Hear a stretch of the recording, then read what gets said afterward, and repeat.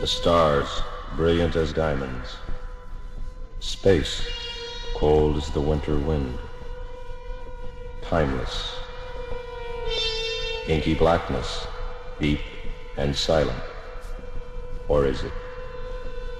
Mortal men venture into the great unknown, like explorers of the dawn, and looking down, find themselves looking up. To be afraid and not care that you are afraid is the courage of which astronauts are made. The alien, opal light of Arrhenius filters through indigo dust.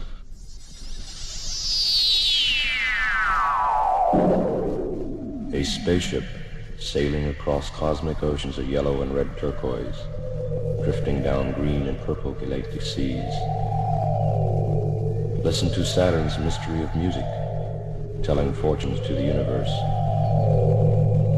The sun is one, claiming the solar system as its home, bursting with yellow splendor.